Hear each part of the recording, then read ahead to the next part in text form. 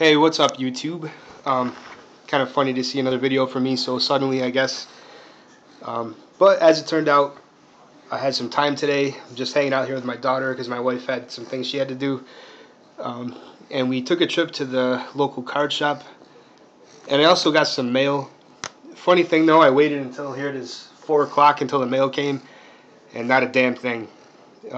So the TTM drought continues. I did get one on, I don't even know what day. It was like the day after I made my last video. And I wanted to come right on then and show it because it's pretty awesome. But I'm going to wait until the end to show that. And then there's an eBay purchase, and then I got the stuff from the card shop today. I'm going to get right into it. This is actually what brought me to the card shop. I had one of those redemption cards for the Home Run Legends. Number 4 was Reggie Jackson. So that's kind of cool. Can't complain about a free Reggie Jackson card. And while I was there, I bought a couple things. First was, he's got the 2010 Upper Deck baseball for pretty cheap, and there's good stuff in there. You know, Jeter autos and stuff like that. I didn't get a Jeter auto. It was only half a box that I bought, and I got a deal on that because I traded in some Tribute base. Oh yeah, I bought some Topps Tribute when I was there. So I traded in all the base, which paid for half of that box. Got a Posey rookie. Here with Gianna, you're going to hear her. She's going to start flipping out in a minute. I know, you're okay. Got that Kevin Hart autograph. Howie Kendrick jersey card, which is awesome because he's one of my favorite players. And Jorge Posada, also one of my favorite players. So I thought that was pretty sweet to get those. You know, and then there's a shit ton of base, but nothing good. Bought 2 packs of Topps Tribute. The base was all like blah, nothing stuff. The first hit was this Evan Longoria bat card, numbered 44 of 99. I really like how they have already got them in cases and sealed and everything. I think that's pretty classy, and I think these are really nice cards. Would have liked something a little bigger than a bat card, but at least it's not a jersey or something. I've seen box breaks where people get all these jersey cards. So I guess looking at it that way, I'm pretty happy with this. And probably the bigger hit is this here. Prince Fielder, Prime Patch. Really nice 4-break, 3-color. Numbered 5. Yeah. 5 of 24. Glare and blurry. So, but trust me, it's 5 of 24. Really sweet looking card. This one might have actually paid for the pack.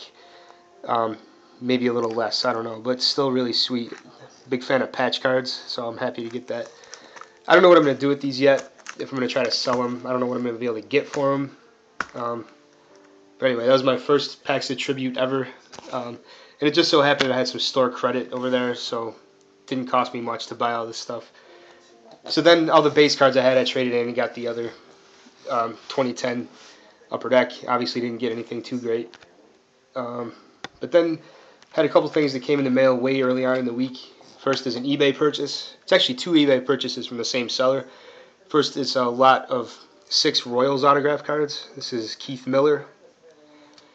I know he's pictured on the Mets, but you see the Royals logo up there. Here's Jim Eisenreich, which I haven't been able to get him to sign for me, so I have an autograph of his. It'd be nice to get the 89 Topps. Here's a Gary Gaetti. I've got him also. I think I got him from Stacy Schaefer. And Walt is offered to help me get him this summer because he's going to be able to go to one of the games where he'll be coaching. But still, anytime you can get an auto, it doesn't matter if you have duplicates. It's still pretty cool. Somebody else might be working on sets, so I don't mind that so much. Here's Joe Randa. This is actually the nicest looking card. It's really cool. He signed it in a thin blue Sharpie, and it's really stylistic. It looks really cool. Here's John Wathan, who is also in the 89 Topps, and I think I have his. I'd have to double check, but that's pretty cool on the 85 Topps. And the reason I bought the lot, which I did get for very cheap, is for the Willie Wilson 89 Topps. They gave me a COA with this, but it's one that they did on their own, like with, I don't know, Microsoft Word or something. They try to make it look really authentic, and it's just, I don't know why people bother with that stuff, but anyway. The signature does look legit to me. I'm by no means an expert in judging that kind of thing, but I've seen some certified ones that look very similar, so I'm happy with this.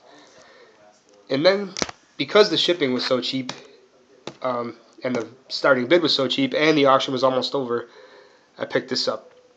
This is a Bill Madlock certified autograph out of Upper Deck. Pretty sweet card. So I didn't have his autograph, and I'm happy to get it for, really cheap price. And then the TTM, which I'm going to go ahead and say that this is 89 Topps Mojo. I've written to this guy in the past, gotten no returns, and actually he sent mine back. He did a Jim Rice. He just stuffed the card back in the envelope and sent it back to me instead of refusing it. So I heard he signed at spring training with the Yankees, so I sent it down there, and lo and behold, David Wells. Pretty psyched for that. Obviously one of the greatest pitchers, pitched a perfect game. Just really good to have this in my set. I didn't want to have to buy it, and I was afraid I might. So anyway, there's a nice TTM right there. The only one I've gotten probably in more than a week. So I don't know what's up with that. It's really annoying. I saw Zane Savage's video where he got a package that should have had a baseball in it, and it was empty. And it really makes you wonder. I mean, these guys that deliver your mail, they see these envelopes where it's your address, that's the person it's addressed to, and the return address. I don't know. If you come across somebody that's unscrupulous, I don't know what they would do. Kind of makes you wonder, but at the same time, I mean, I'm realistic. I know that with TTMs, it's basically just the guys not signing or whatever. But I felt real bad for Zane. That was a really shitty thing to have happen. Would have been awesome to have a ball signed by Randy Johnson, and instead you get an empty package. I'd be climbing the walls trying to get to someone to choke them. All right, but anyway, that's my my little thing here for today. This is probably the last wax I'm going to be busting in quite a while. Got the tax return in, like I said, and figured I'd put some of that money to good use. I mean, and it's true what they say. This is my first time doing my tax return with a kid, with a dependent, and you really do get a nice little boost for that. So I could have gone a little bit more crazy. I could have bought a box of Tribute, but I don't know, man. 330 is a lot, and I've seen box breaks, from Chris Justice, and some of that stuff that comes out of there looks like, oh my God, like if I had spent $330 and got those hits, I would have been really pissed.